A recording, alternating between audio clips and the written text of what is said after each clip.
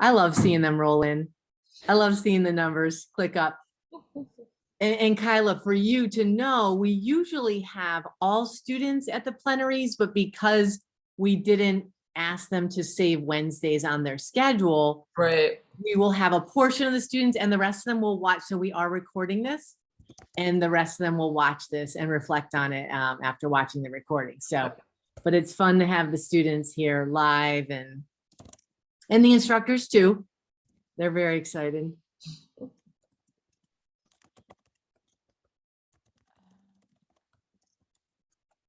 And the chat's open for students and instructors if you want to say hi.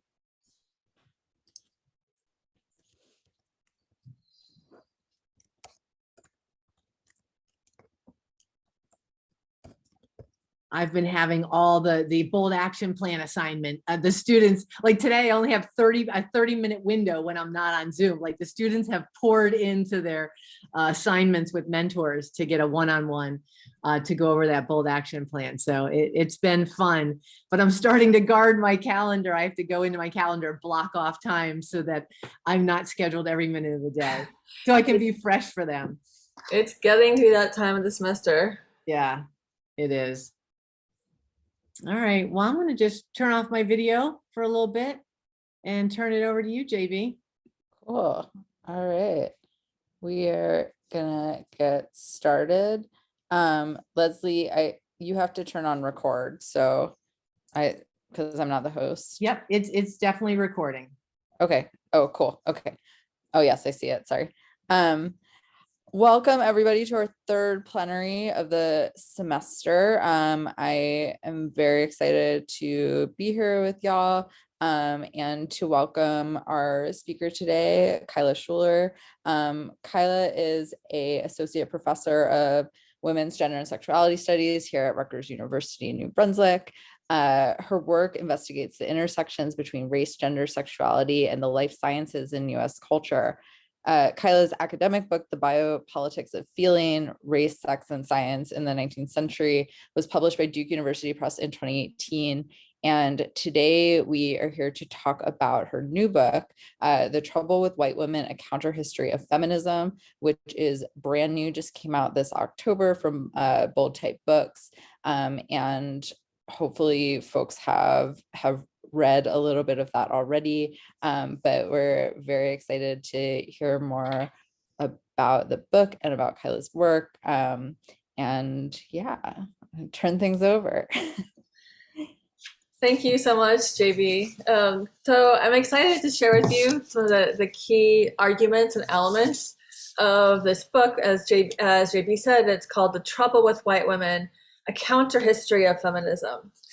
And I have a PowerPoint that I'll be coming in and out of, so that you're not only looking at a PowerPoint screen and not seeing the face of the person talking with you.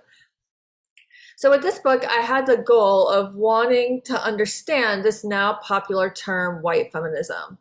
It wasn't really a term used widely at all until about 2015, 2016, when it started popping up in some very important YouTube videos and in activist circles in the last 5 years. But I wanted to bring the skills of a feminist researcher to understand what exactly do we mean by this term, and how does it help us? How does it help us understand what the trouble is with some versions of feminism, and also what is the alternative? How do we better understand the way that there are many kinds of feminism, not just one? And one of the main things I learned right away was that what we usually think of as feminism is actually a really limited view that often does more harm than good. And what I mean by that is that often we think a feminist is a person who believes in equality of the sexes. Full stop, right? It's seemingly very straightforward and simple. A feminist believes that men and women and perhaps non-binary people, depending on the person, are equal. But that actually is a closer definition of a white feminist platform than of an intersectional feminist platform. And that's because it is a articulation of equality that puts sex and sex difference above everything else. It puts the idea that that the main oppression and the main power structures that feminists are fighting against is inequality between men and women. And the problem with that is that it makes gender inequality primary, and it relegates all other kinds of structural inequalities, especially racism, the effects of capitalism, climate injustice, homophobia and transphobia, disability. It relegates all these things to being secondary to the project of being a feminist. And that's what, and so in the end, it ends up putting gender above all in a way that makes it kind of cozy with racism, capitalism, and empire. And indeed, there's a long, long history of mainstream feminism in the United States actually being often more in alliance with racism, capitalism, and empire than fighting against it, because of putting gender as the primary and sometimes even the singular concern of feminists. But there's a counter history, and one that feminism that fights for justice on all fronts, which is, of course, intersectional feminism, begun by Black women writers and activists in the 1870s, and developed and sustained, especially by Black women in the US over the last 150 years. It's also a more expansive project that, especially by our current moment, includes Latina women, Asian women, Asian folks, Middle Eastern folks, trans folks. It's indigenous folks. It's a larger umbrella project, but one that absolutely was begun and developed initially and throughout its history, especially developed by Black women. So what I found, and I'm gonna drop into the PowerPoint now, is that we often hear the idea that white feminism, that the problem with it is that it's a kind of feminism that emphasizes the concerns of white women, and especially white middle-class women, or even wealthier women, like Sheryl Sandberg in the last chapter of the book, which you read. But it ignores everyone else. And that is the most common articulation of white feminism and why it's wrong that you'll see, which is that it fails to consider the concerns of poor people, of people of color, of non-binary people, etc. But what I found is that the problem, the trouble with white feminism is not that it commits a sin of omission. It's not what it fails to do, but what it actually does. It's not ignoring other folks who aren't normative white women. It's an active act of dispossession. So the central argument I make in this book is that the trouble with white feminist politics is not what it fails to address and whom it leaves out. The trouble is what it does and whom it suppresses. And that is what I'm going to elaborate today with some specific examples from the book about how white feminist politics actually is an act of dispossession for more marginalized folks. But first, to clarify, so who can be a white feminist? Is a white person who's a feminist automatically a white feminist? And can a person of color be a white feminist?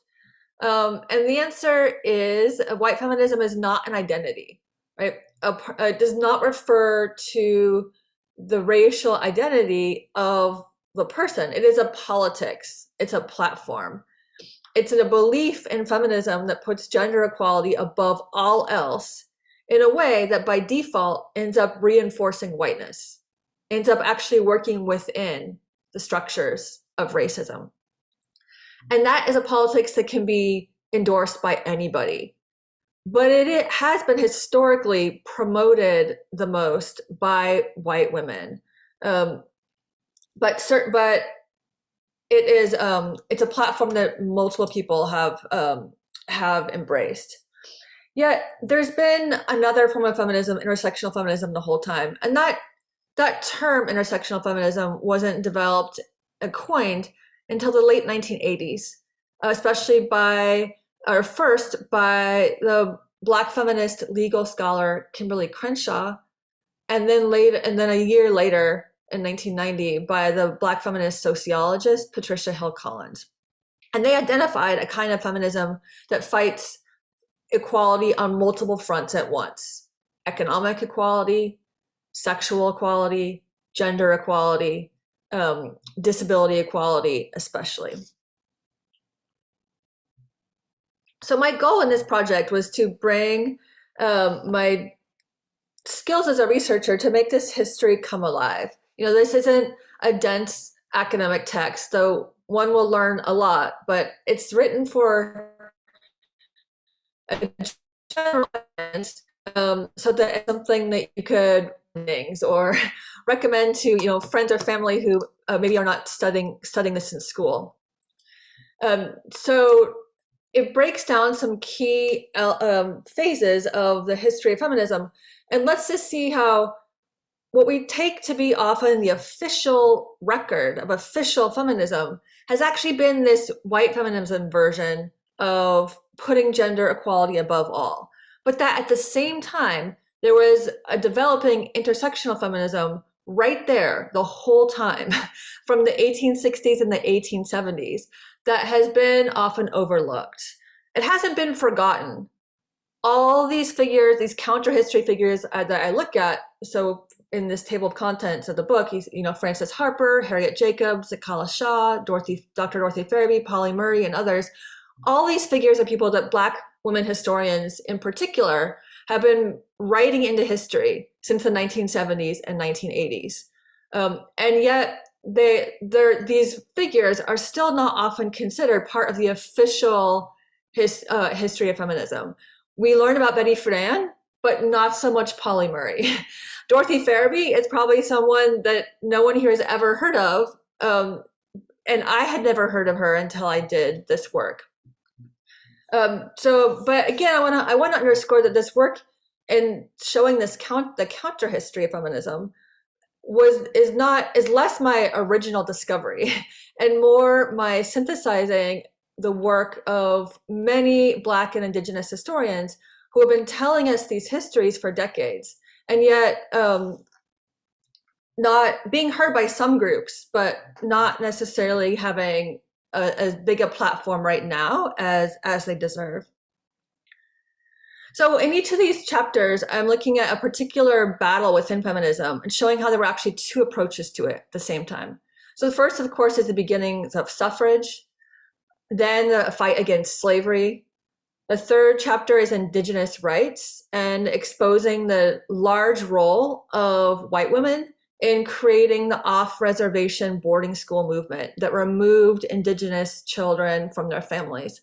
And a section of this chapter was actually just published at Slate last week, if you'd like to read an excerpt about how white feminism helped further the removal of Indigenous children from their families.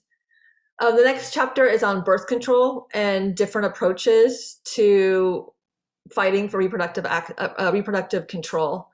Then the 1960s, so-called rebirth of feminism, the role of trans feminism in the 70s, 80s, and 90s. And thank you, JB, for posting that link to Slate in the chat. And then last, the contemporary feminism, a chapter that you read about, contrasting the corporate feminism of the billionaire feminist Sheryl Sandberg with Alexandria Ocasio-Cortez. And when I started this project of developing it around these counterpoints of this mainstream history and then this more forgotten history, I knew that the counter history of intersectional feminism was there the whole time. But I was still actually quite surprised as I dug into this research about how interlocked these struggles were. How for every white feminist saying gender is our only issue, there were other figures right there the whole time arguing for an anti-racist feminism, an anti-capitalist feminism that all the same has not been embraced as much of the dominant narrative about feminism we hear. So, for example, I'm gonna just sort of dip into a few of the chapters to make to give you some concrete details about what I'm talking about. So, the first chapter about Elizabeth Cady Stanton and her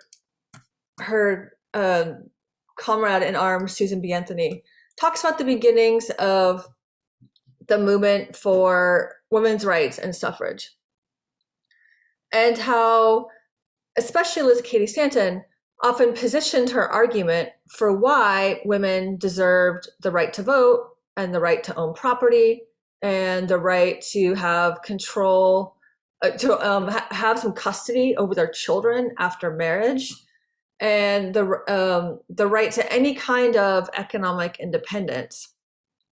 These were all rights that all women didn't have in the 19th century, especially after they were married.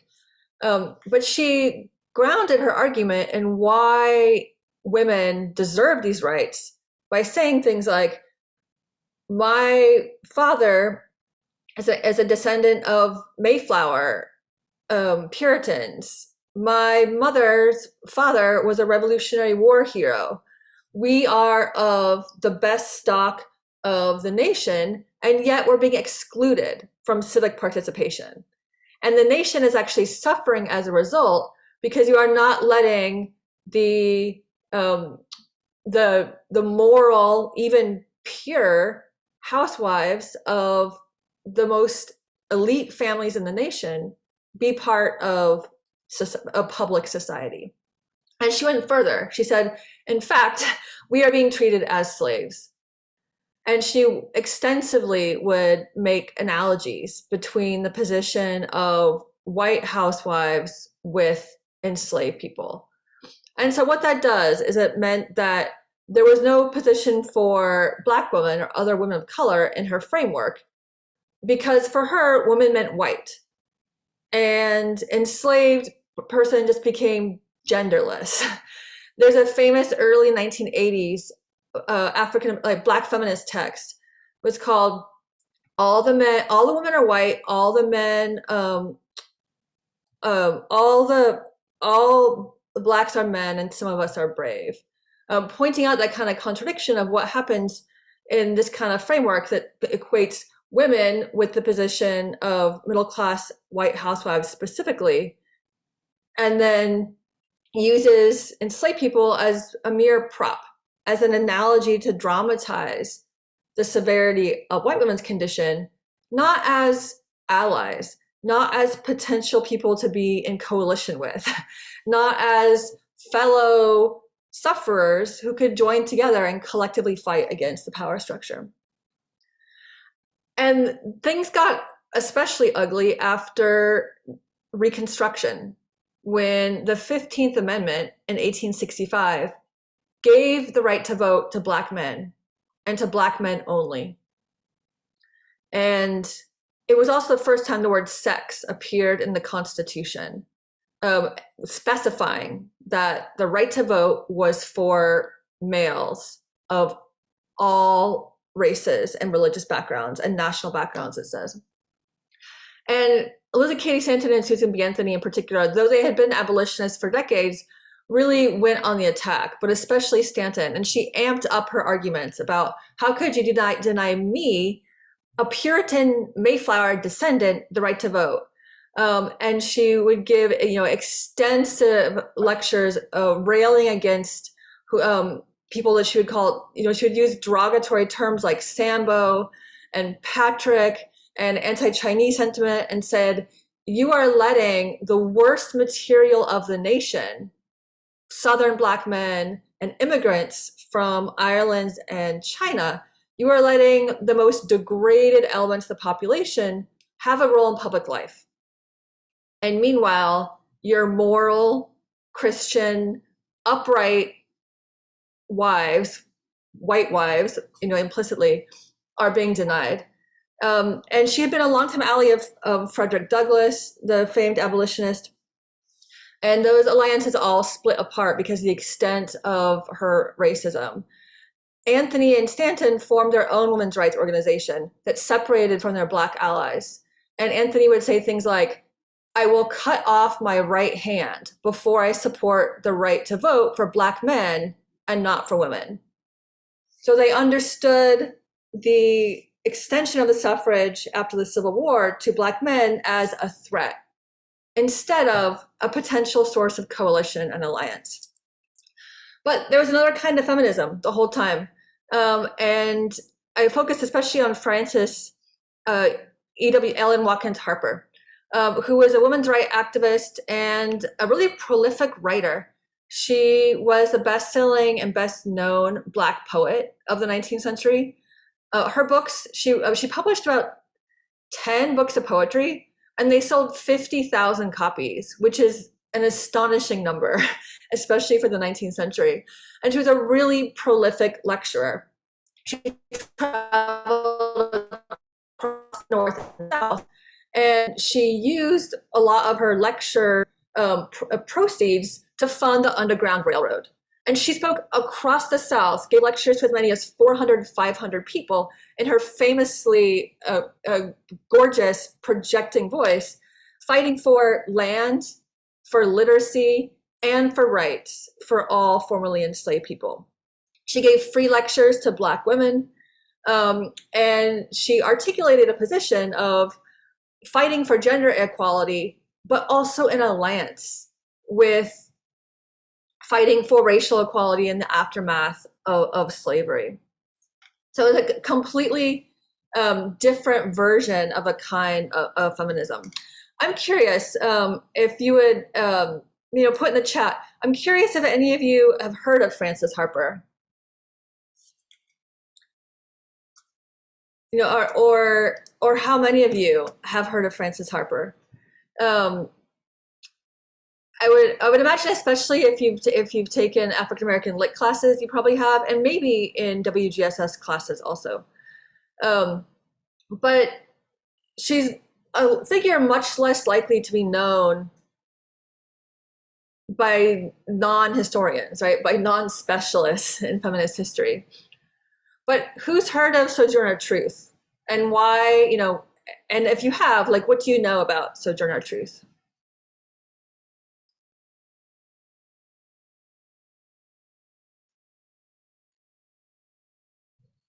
I would imagine that many of you have heard of Sojourner Truth, and we know about her because, we're told, well, she gave this really important speech called "Ain't I a Woman?"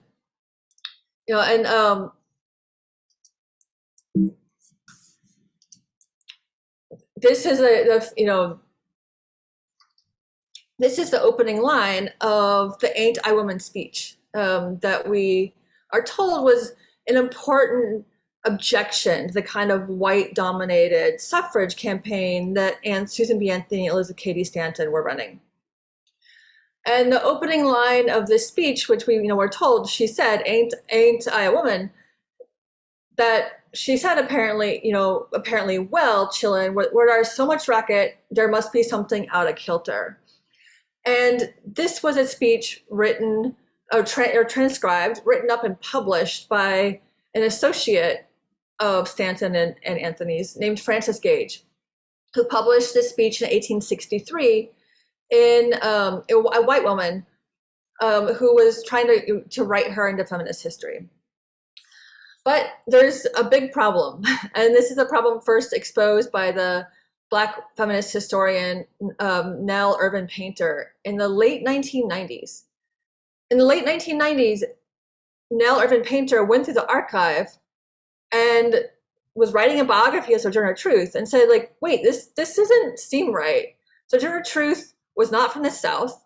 She was from the North. She was from upstate New York, and her first language was Dutch. She didn't learn English until she was 9, and she prided herself in her impeccable English. And so Nell Irvin Painter dug back through the archives of 19th century newspapers and found that a Black anti-slavery newspaper had printed a transcription of Sojourner Truth's speech just a few weeks after she gave it. And that was in 1851. This Frances Gage version, Frances Gage published 12 years later. But just a few weeks after her speech, in the Black paper, we see a very different version of the speech. Instead, it opens, "May I say a few words? I want to say a few words about this matter." She never would have said something like "ain't." She did not speak a Black Southern dialect that Frances Gage was putting in her mouth. So this is a particularly dramatic example of how even when we think we're learning the counter history, even when we think we're learning critiques about people like Stanton and Anthony, we're not necessarily getting access or hearing about what actually happened. We're often still hearing a packaged white feminist version. And that Frances Gage version, Anti-Woman, became so famous because the first history of feminism was written and published by none other than Susan B. Anthony and Elizabeth Cady Stanton. And they included the Frances Gage version of the speech. And they left Frances Harper out almost altogether. She just has a tiny little appearance because Frances Harper was not someone that they could package into a version of, a puppet who would echo a kind of feminism that put gender primary and gender as the sole project. So Frances Harper got kind of disappeared. In the 20th century, I look at some of the most famous feminist activists like Margaret Sanger and Betty Friedan. And Margaret Sanger in particular has become synonymous with the idea of reproductive justice or reproductive control and birth control, right? Of the ability to choose when and where you want to get pregnant. And there's been a lot more discussion recently about whether or not what Sanger's politics were. Her participation in the eugenics movement, which is a project of declaring that some people are fit to give birth and some are not fit to give birth and should be prevented from being able to reproduce and to contribute their hereditary material to the gene pool. There's been a lot of debate of how much and whether or not Margaret Sanger was involved in eugenics. And there are still many who want to say, no, she had nothing to do with that. She was about giving women individual control. What I found is that we can't think of these issues separately. We can't say, well, Margaret Sanger wanted to help women create what she called voluntary motherhood, right? The right to decide when and where you get pregnant. But then maybe she kind of dabbled on eugenics on the side.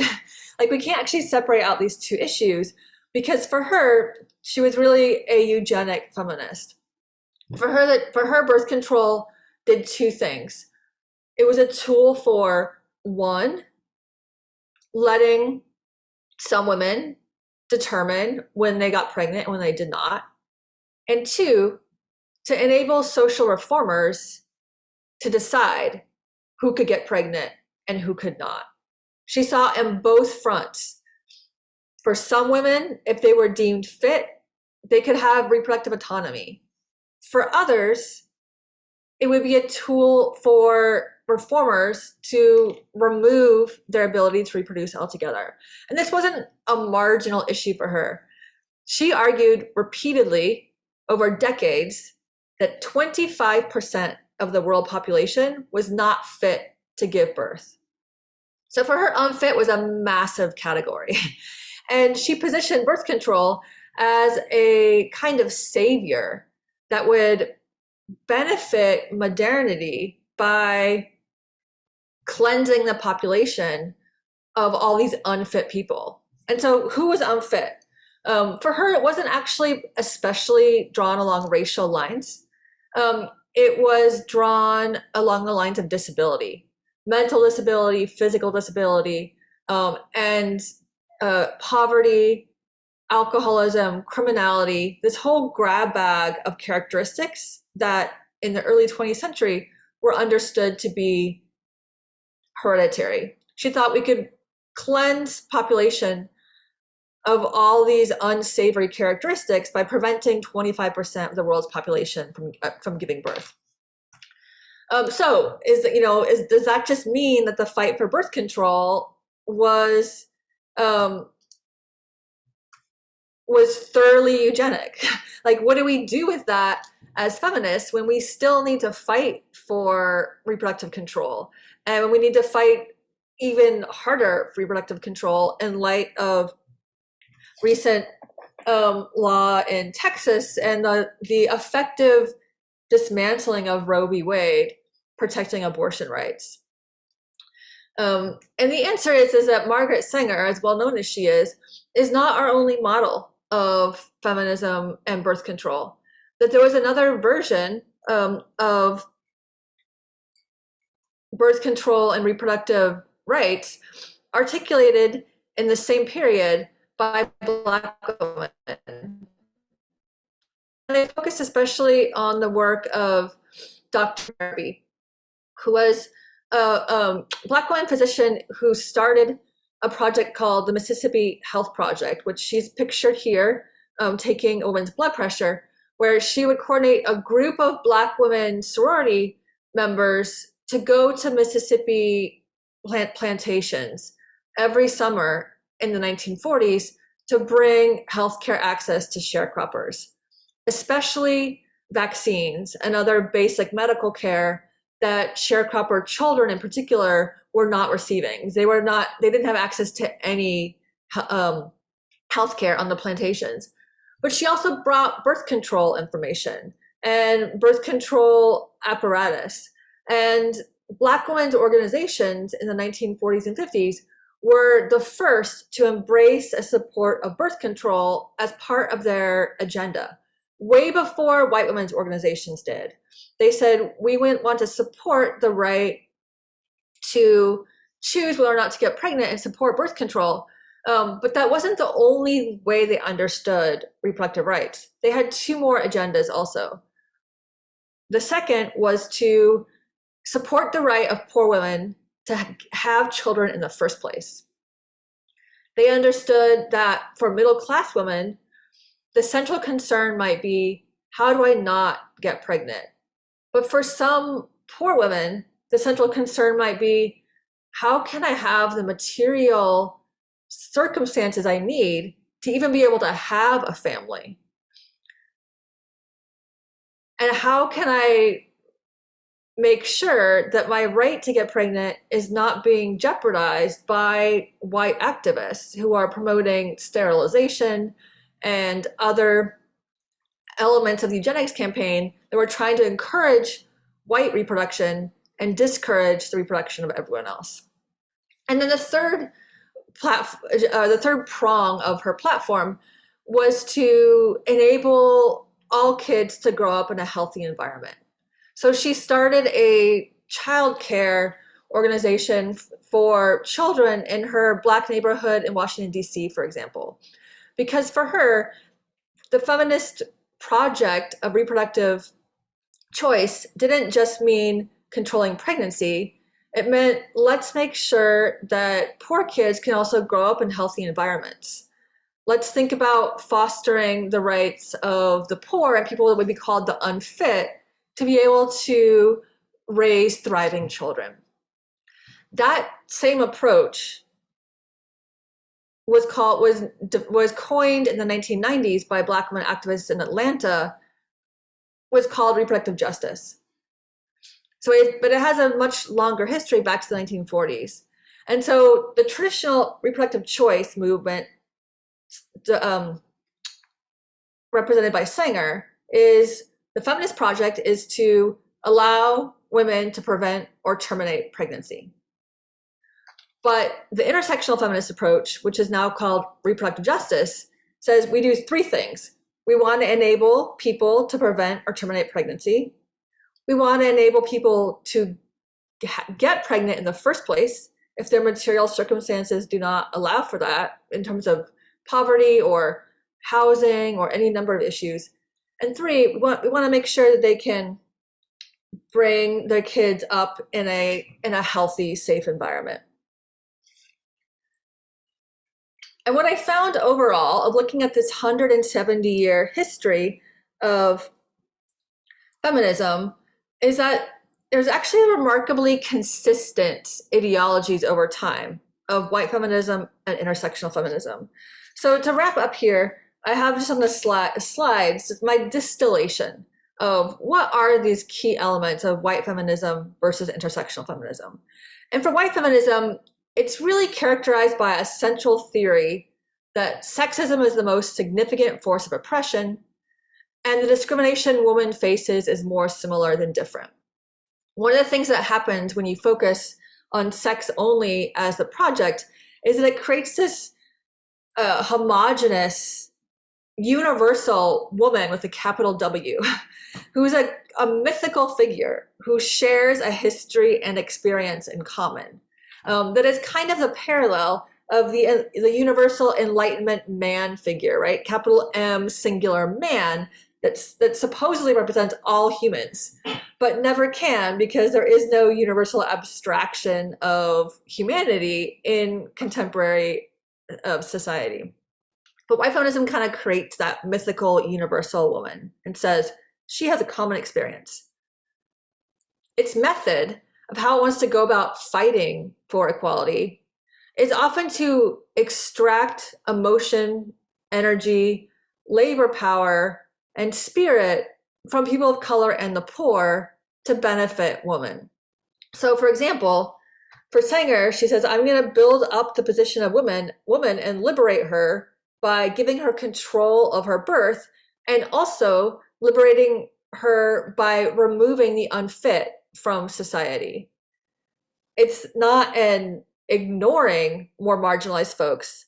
It's actually using more marginalized folks as raw resources to fuel the success of normative women. And its goal is that imagines that when woman ascends to the top of the power hierarchy, that hierarchy will be redeemed. So one of the clearest examples, which you read in the last chapter of the book, of Sheryl Sandberg, she says things like, we will have true equality when women lead half our armies and half our corporations, and men lead half our homes. It's this fantasy that if you put women in charge of capitalism and militarism, that it will somehow be sanctified, that these pure moral creatures that Stanton articulated will actually redeem larger power structures. But there's always been an alternative. And intersectional feminism articulates a theory that it's actually the experiences of those pinned to the bottom of the hierarchy that give us the best vantage onto power. That we start not from the top, but from the bottom. It's the experiences of Black women especially, and others who are the most marginalized by different structures of racism, capitalism, sexism, homophobia. This is the position from which to analyze power. And it works through the method of solidarity and alliance. Instead of using the more marginalized as fuel to engine the rise of woman, instead it builds alliance and solidarity across social positions, across racial groups, across gender groups, to dismantle those institutions. And its ultimate goal is not to redeem existing power structures. It's to break them apart. The goal is to fundamentally redistribute resources, to create more equitable systems that serve the many rather than privilege the few. And this is a kind of feminism that people, are fighting for increasingly. That the project of feminism that puts sex as primary is increasingly not helpful in a moment of, we're on the brink of drastic climate change in particular. We need a feminism that can redistribute power structure and help create a life where we all have a habitable planet. And climate justice, for example, can't be incidental to feminism. It needs to be part and parcel of its central project. So I will leave it there so we can turn to Q&A, and I can hear your questions. And if you want a return to any one of the slides, especially at the end, I had to go a little quickly. Happy, just put it in the chat and I can return to one of those slides.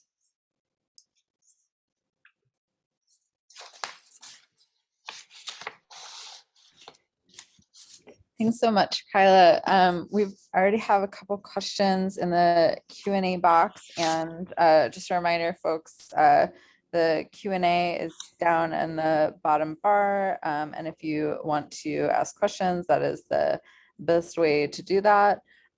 So the first question that I wanted to draw your attention to is when we talk about solidarity and intersectional feminism, what is the biggest challenge for individuals wanting to build that intersection or inclusive feminism, and how can we as individuals include those issues?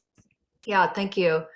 I mean, it is going to depend a little bit on who the individual is, of what the biggest challenge is, right? Like for some white women to join intersectional feminism, the biggest challenge is going to learn to be quiet, right? To listen, that they're not always going to have all the answers, and it's not always going to be their platform, right? And this is, I'm especially speaking of an issue that we've had more and more attention to recently, of the issue of like white women's tears, right? Of white women often wanting, ending up monopolizing social justice conversations through their own emotional outpouring when it's pointed out to them, hey, that thing you did is actually supporting racism.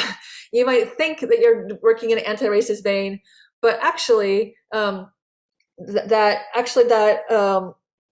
statement has a long anti-Black history that you said, right? For some white women, the response is to cry and monopolize the entire room, and which is,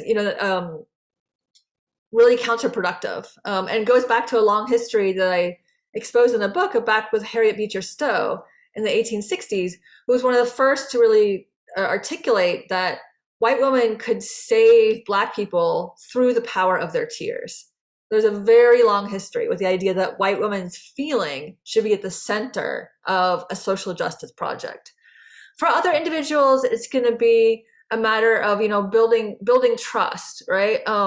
And I think also of having understanding that a coalition means a somewhat flexible platform, by which I mean, like, say you have like five things you're fighting for: climate justice, against transphobia, a anti-racist platform, and others.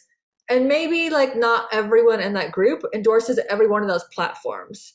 Often in the left, that has meant just that the whole project sinks, right? That we end up like fighting each other instead of saying, well, how can we move forward when we agree commonly on 3 or 4 of these? And then we can also do our own side projects for those things that we don't all have common agreement with. So part of coalition means a kind of flexible a way where you learn like what are your deal breakers and what are not your non-deal breakers, so that we can make coalitions that have a lot bigger and a lot more power. I love this line by Alicia Garza, Black Lives Matter, one of the founders, that I have an epigraph in the conclusion, which I will just read to you briefly. She says, "Our movements can't only be composed of the people who are most disenfranchised. Our movements also have to be composed of people from across the class spectrum and people who also have power. If we want to compete for power, then part of what it means is we have to amass our power as a unit. And also it means we have to take some of theirs." So her challenge here is really about, like, we need to make coalitions that are bigger and broader than we're imagining. And we need to work with people, find ways to work with people who we might not consider immediately part of our politics. And that's what a successful mass movement looks like. Gathering, reaching out instead of like blocking off and saying, no, only the most pure can be in this little group.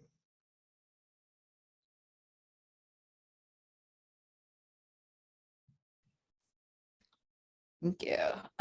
This feels like a little bit of a follow-up question to that. So do you have any current figures you feel are successful in building coalitions like what you are describing that we could look to? Yeah, I think that, in at the highest the highest levels of power in the US, we now have figures doing that work in Congress, which is not something that was true 5 years ago. We didn't have intersectional feminists building alliances at the very top. We had intersectional feminists who, like Barbara Lee, but they were solitary figures, right? She was the lone vote against the Iraq War in 2001. But with folks, like Cori Bush and AOC and Ayanna Pressley and others, they're really modeling what it means to work, and Rashida Tlaib, what it means to, and Ilhan Omar, like what it means to work in coalition where you do exactly that. You join together on some campaigns and on others, right? Like Ayanna Pressley endorsed Elizabeth Warren, right? AOC was Bernie Sanders' most important endorser and surrogate. They don't need to be identical platforms, but they're working from a position of how do we fight for politics that enables the many to thrive instead of privileges the few. So they have some basic ground rules: climate justice, supporting Me Too projects, fighting for better budget with the Biden administration. But they're also, often working with Biden, and not only against him. And then in social movement, I think Alicia Garza and all the Black Lives Matter central leaders are models in what it means to build a movement that opens out broadly while maintaining a really core set of political principles, that does a lot of educative work. And even to some degree, actually, the Women's March of 2016, that official platform was actually quite broad and encompassing everything from supporting sex workers, to more traditional feminist goals, and it had a lot of Black and Indigenous leadership. That wasn't necessarily what the Women's March movement looked like on the ground, but certainly the project at the level of the key organizers was to create an intersectional feminism. But we have a lot of work to do in educating each other about what exactly that looks like. So a big part of the knowledge and power class is based around this idea that comes from Adrienne Rich and her convocation at Douglas in the 1970s around claiming an education. And so our first plenary is always a bunch of folks who are either alumni or otherwise, or have taken knowledge and power, or instructors, to talk a little bit about their own journeys and kind of how they came to the place that they are now. So I think that this question is kind of in that tradition. And the question was, when did you become a feminist, and what inspired your passion for this work? Yeah, I like that. I don't know that I've ever been asked that. And I can pinpoint the exact moment. And it's appropriate for knowledge and power because it was winter break of my first year of college, or just before winter break. I was studying, and like maybe the one and only like all-nighter of my life, because I cannot sustain that kind of thing. But I was studying with two male classmates, and they asked me, like, they said, do you ever feel like you're treated different because you're a woman? And I thought about it for 15 seconds, I guess. And I was like, no. But then it didn't quite sit right with me. And I went home over break and I did a few things. Like, I remember going to the encyclopedias on the shelf in my parents' house and pulling out the W, or maybe I was just like flipping through it. It was like there was no internet or cell phone, so like when I was bored, I would like flip through the encyclopedia sometimes. And I came across woman, and the first line, the entry woman, the first line was, a woman can be many things in society: a doctor, a secretary, a homemaker. And it was like 3 pages of like stock photos and description of women's role in society. And I was like, this is kind of weird. And so I went to the back to the shelf and I pulled out the M for man. And under man, it said, see human being, right? Because it was that universal enlightenment man. And it directed me to like the pictures of the human body and human being or whatever. And then I went to my grandparents, and my grandfather loved to look me in the eye and say, women are meaner than people. And I would get so mad, but couldn't really do anything. And I watched the way he treated my grandmother, and that he treated me and my sister and my mother. And I realized that that question that had been posed to me, are you treated different, was already a problem. Because they didn't say, do you feel like you're treated differently from men? It was just, are you treated different? Like, man was a universal unspoken norm. They didn't even mention it. It was just like, are you different because you're a woman? And I changed my classes for spring, and I started taking women's studies classes and became a women's studies major, and just the rest went on from there.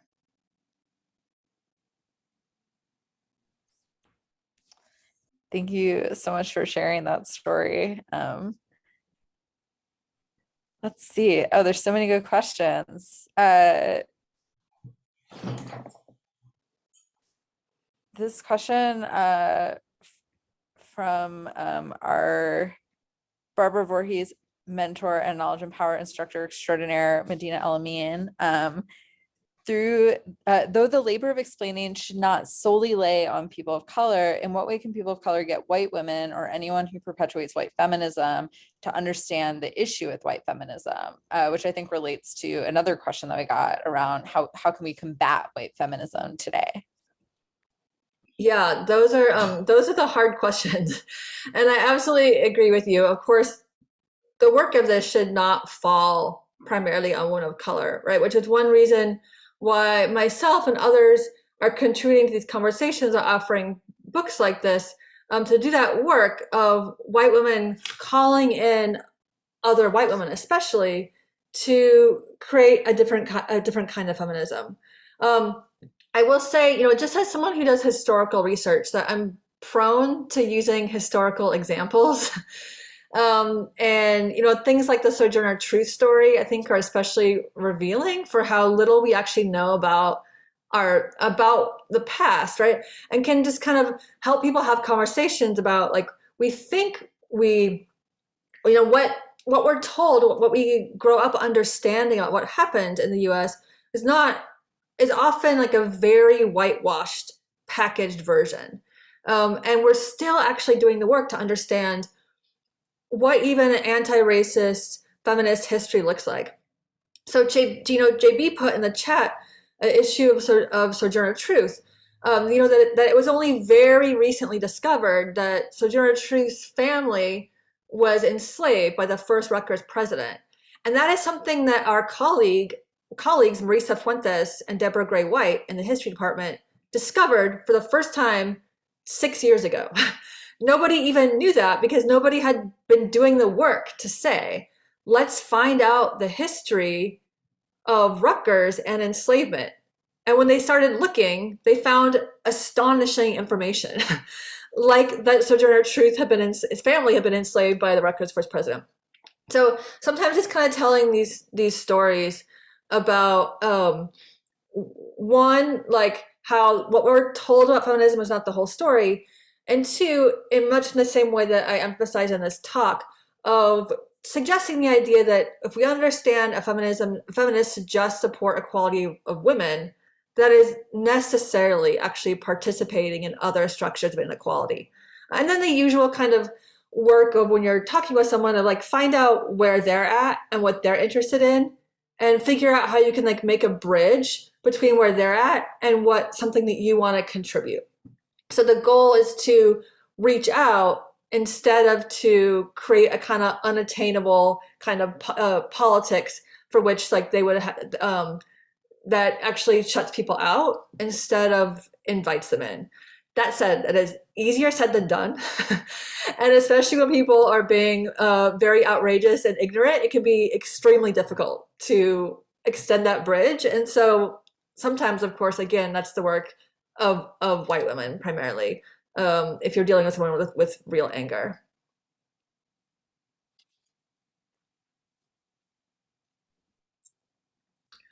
There was a second part, JB, that I'm forgetting. Yeah, I think it was a more general question around combating white feminism. Yeah,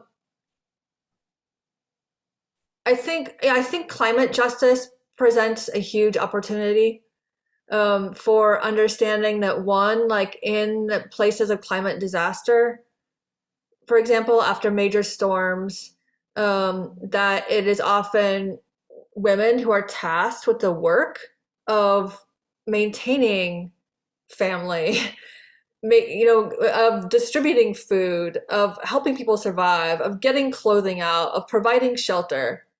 And that there's actually a lot of big gendered aspect to the kinds of disasters we're experiencing increasingly with climate change. And so that climate change in multiple ways needs to be part of a central feminist agenda. Embracing climate justice and understanding how it hits the most marginalized first and hardest, and how, especially for indigenous populations around the world, they've been facing drastic climate change as a result of imperialism for at least 150 years. And embracing that kind of multi-pronged approach to justice and equality that looks beyond the plane of attaining individual rights, and especially beyond the plane of sanctifying a power structure by putting a woman in charge. That kind of coalitional work is huge. Another, of course, is since 2020 and the increasing popularity, or the increasing mobilization of Black Lives Matter and anti-police brutality, that these are central feminist campaigns, right? Even if gender isn't a primary issue, even if gender doesn't seem to be a central issue, it is a central issue because gender-based violence is a key element of police violence in particular. Right? And 2 years ago, the largest trans rights march in the US happened across the street from me, from where I lived in Brooklyn, on the steps of the Brooklyn Museum, although it filled the whole massive intersection of 15,000 people. And it was during June of 2020, during the massive uprising on the street. And the argument was Black trans lives matter, and that Black trans lives are experiencing the most police violence out of everyone. And it was a massive coalition of Black and queer and trans activists come together to fight, to understand that that police brutality hits intersectionally as well, right? That the most marginalized are also some of the most central victims of police brutality. The other piece of it in terms of combating white feminism is also to understand that white feminism is very popular, especially among conservatives. Right? People like Amy Coney Barrett presented to us as feminists. Ivanka on the campaign trail claimed that her father, Donald Trump, was a feminist. Like, there's a way that feminism has become kind of common sense. So it gets almost stripped of its radical politics and becomes to seeming like, who wouldn't support equality between the sexes? Which is why we need to really think about feminism as in partnership with fights against other kinds of structural inequality.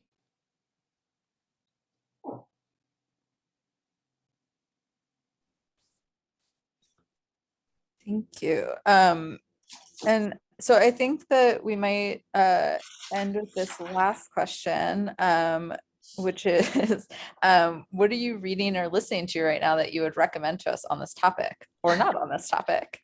Yeah, there's been a lot of books about white feminism that have come out in the last year.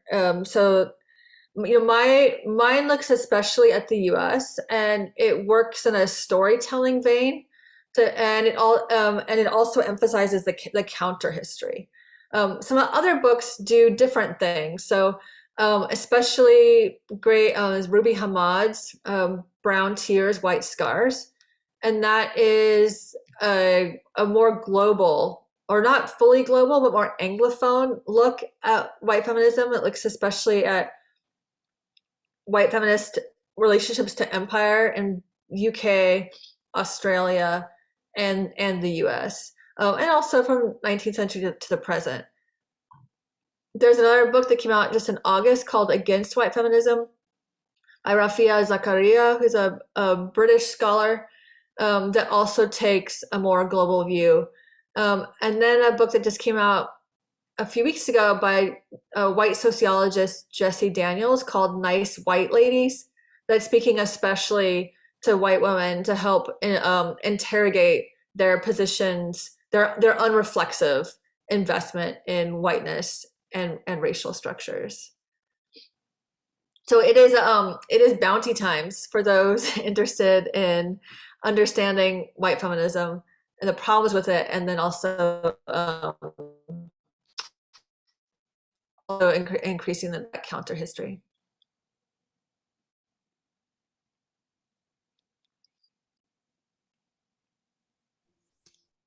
Thank you so much. And for folks who are not currently looking at the chat, I put links to all of the books that were just mentioned, including Kyla's book, which is also available from our Rutgers library. If you have not gone to the library yet this semester, I highly recommend it, both as a study space and as a place to get books for free. Please join me in the chat to thank Dr. Kyla Schuller for joining us today. And yeah, we will finish there. Thank you so much. Thank you, everyone. Thank you again, JB and Leslie, for having me. Yeah. Thank you so much. That was wonderful. I really appreciate your time. Leslie, any final announcements or comments? No, let's let Kyla get back to the rest of her life and all her other great work. And JB, I'll catch you later. All right. See you, Bye, folks. everyone. See you at the Thank next you, plenary. everyone. Bye. Bye.